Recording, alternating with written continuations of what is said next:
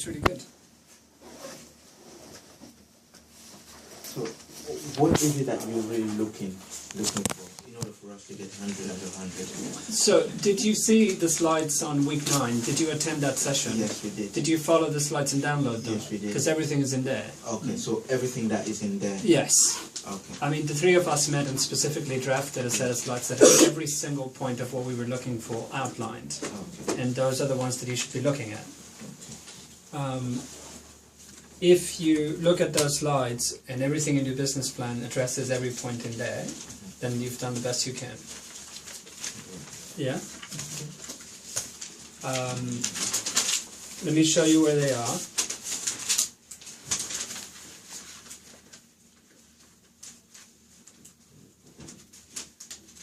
See in the content browser in SurveyLearn for our module, there's a section for assessment 2.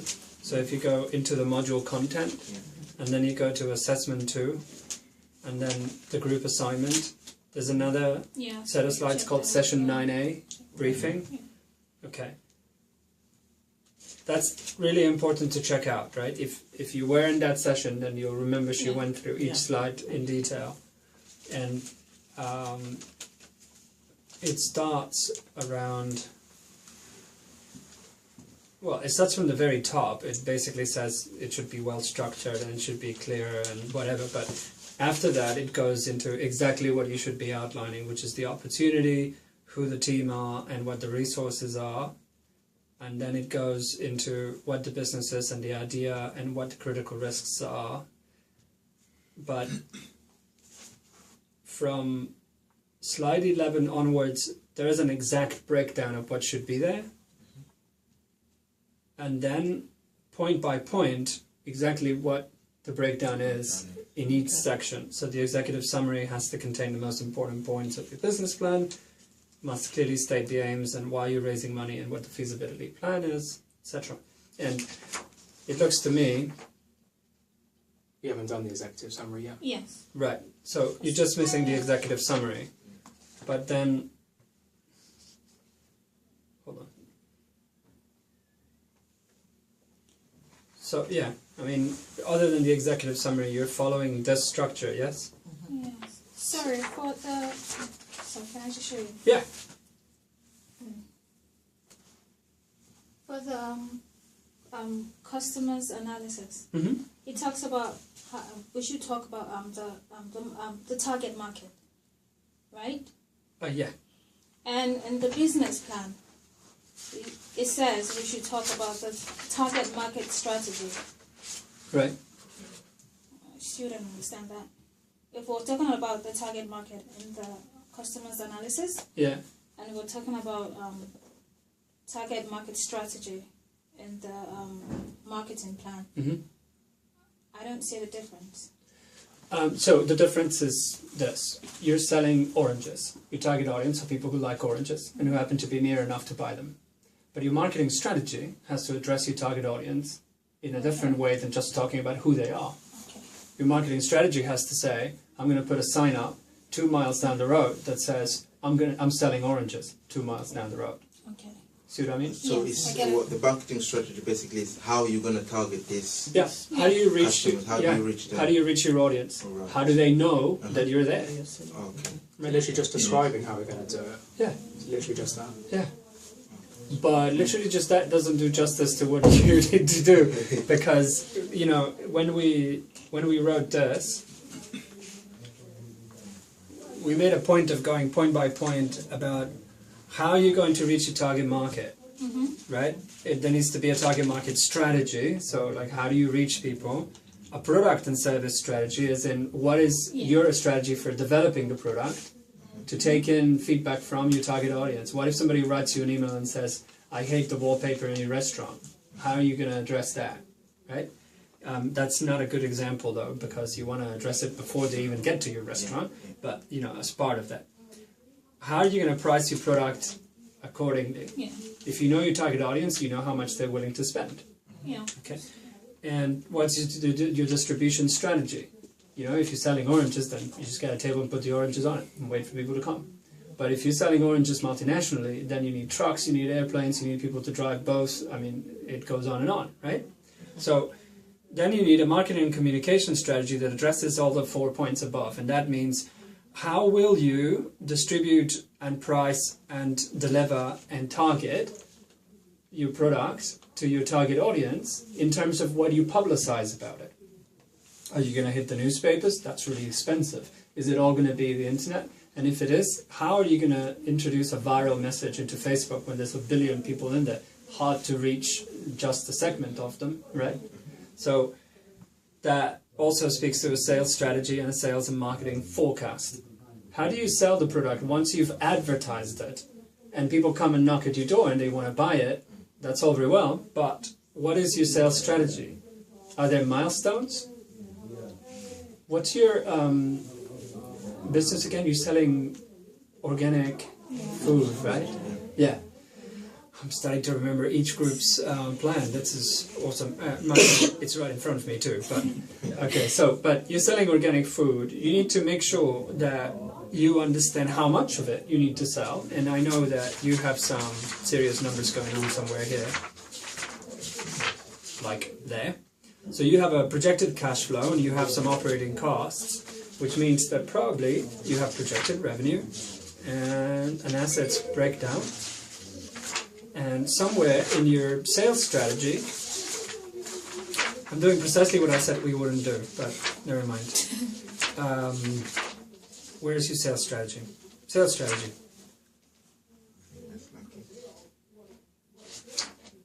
We don't have the sales forecast yet. Right. Right. So, to answer your question, what must we do to get the highest possible score? Is meet every point that we said you must meet. Right? So you're missing a sales forecast. Why is that important? If you don't put milestones in place, you have no idea what your performance is. By sales forecast, I mean just the numbers. No, it's more like, well, it could be just the numbers. Like, let's simplify it. Let's say that you put these in crates and you deliver a crate per customer of a variety of organic fruit and vegetables that are in season at the time. Okay, let's say that is your strategy. You need to know how many of those boxes you must deliver each month in order to break even and make a profit, right? Now, you also need to know how many of those you would need to sell in order to scale up, to suddenly move into doing the same in France or doing the same in Canada, something like that. But more importantly than anything else, you need to have some key performance indicators of what it means to meet the sales targets in order not to fail as a business, right? Without clear objectives, key performance indicators, you have no idea how much you need to sell by June. So you can't have a dashboard on the wall that says 17 boxes to go till we meet our target, right? Now, if you're only selling organic veg, that may be okay in terms of if you're doing really well, then the key performance indicators may not seem to matter very much. But let's say that you're selling cars, right? I dare you to walk into any car dealership and ask the question, have you met your target this year? And not have somebody answer it right away. Everyone in that car dealership will know exactly where they are. If you say, have you met your target this year? And this year, they will almost unilaterally say no, right? Because people are in an economic crisis and they're buying less cars, etc., right? So what do people like Ford decide are the key performance indicators for each dealer of their brand to meet at the end of the year? So we can appropriately choose what KPIs we want. Exactly. Yeah. Okay. So if you have a projected cash flow, you should already be able to put a sales strategy together, because what you're saying is we're going to market it this way, we're going to publicize the brand this way, we're reaching this target audience, they can spend this much, and we need this much in cash flow, and that should give you a number of how many units you need to sell. How far can we project it in terms of... Okay, that's a good question. See, if you're making airplane parts, right? Airplanes are not going to go out of fashion anytime soon. Neither is food, but organic food, especially fresh fruit and vegetables, are almost a luxury good in England. Right? So if this is your target market, where people can barely afford to buy, normal food, never mind organic, lovely vegetable and fruit, then you need to know how much they're willing to spend, right? I wonder if you're going to be able to do that in more than a year. I think it would be difficult to forecast for longer than a year in a sales strategy for this, because we don't know, right? We could all come out of the economic crisis a little better next year. People will start to afford higher cost food than before, maybe. But you can't forecast that, can you? So that's why. The cost projection and revenue projection and stuff like that can go over a year, but a sales strategy needs to be slightly more granular than that.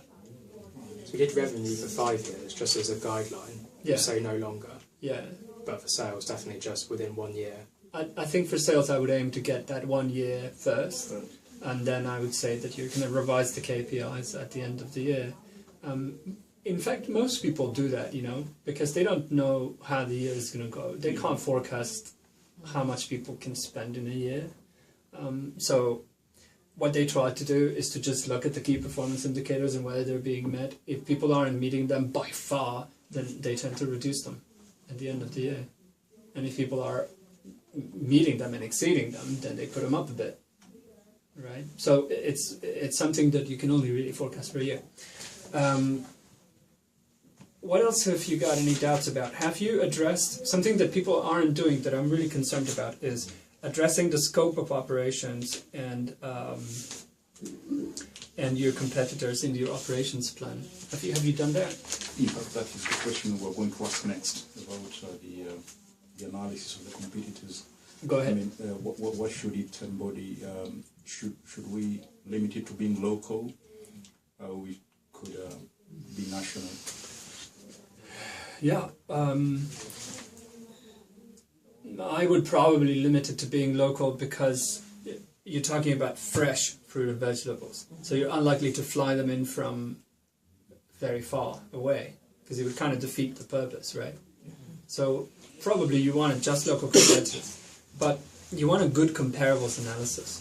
You don't need a Porter 5 Forces analysis of this, but you do need a very good comparables analysis because you will compete at Covent Garden. I mean, at the new market. Yeah. And that's an incredibly fast-moving, competitive environment where everybody tries to outbid or underbid each other. So you want a good comparables analysis, but the really important bit is how that comparables analysis feeds into your operations plan. The beginning of every good operations plan must address the competitor analysis that you've made in your marketing analysis. Right? So that should go into the operation plan instead of marketing analysis. No. Listen very carefully, because this is very important and everyone's getting it wrong. And I've had to correct people loads, right? In the marketing analysis, that's where you talk about your competitors and you analyze them all and you do a comparables analysis. Yeah. That's not always the best thing to do, but I think for you, that's probably the case. Yeah.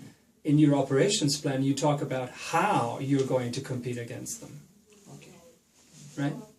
So the first part of your operations plan, you got to say how you will survive competition.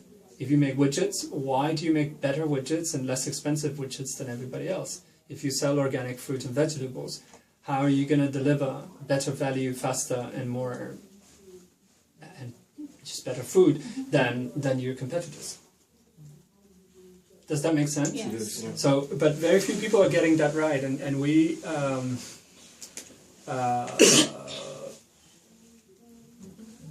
Right.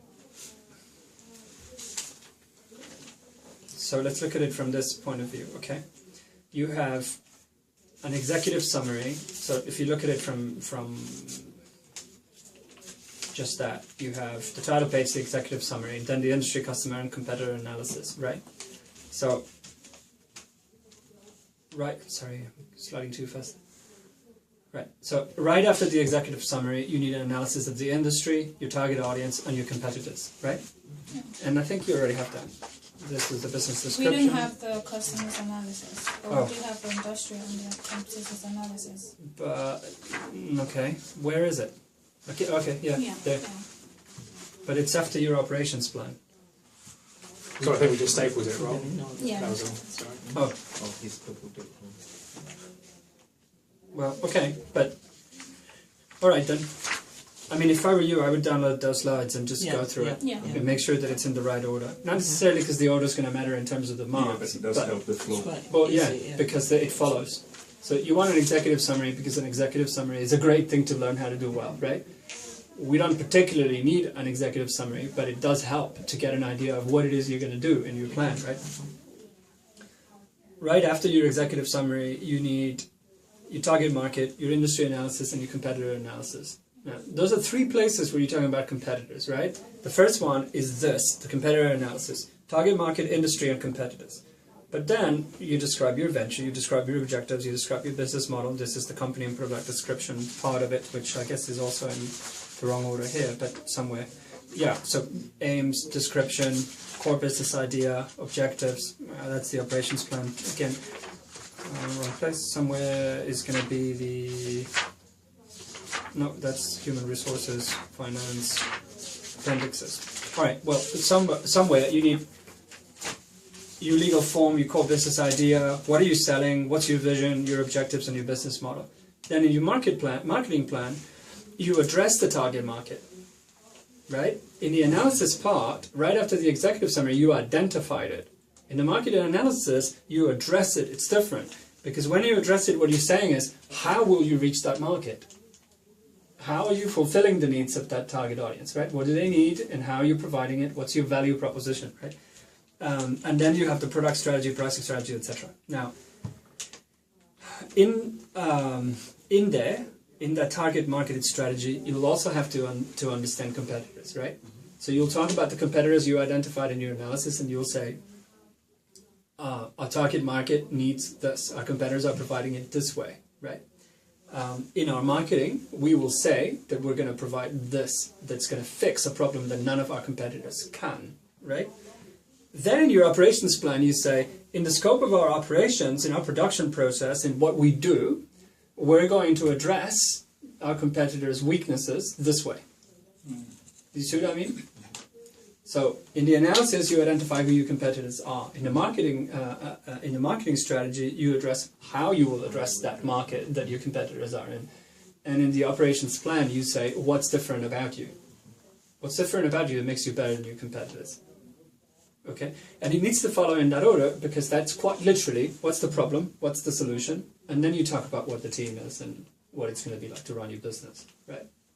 It always follows this way: problem, solution, team, and exit, right? And your exit is that somebody much larger, like Ocado or Waitrose or Sainsbury's, or somebody is going to identify you as a really good supplier, somebody who's really innovative in delivering something that people really need but that they can't find in their chain.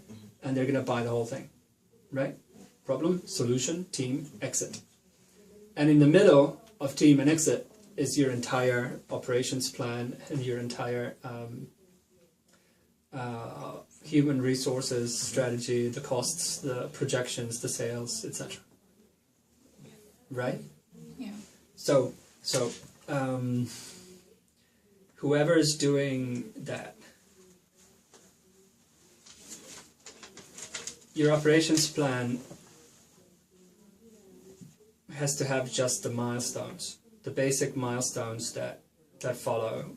Okay, so when you say we're going to do this, you need to say, what are your milestones? And then you have an HR plan already. You've identified some critical risks. I haven't seen critical risks addressed here, but someone is doing that, right? I mentioned. Does that have anything to do with the SWOT analysis? The threats? Yeah, absolutely. A SWOT analysis will...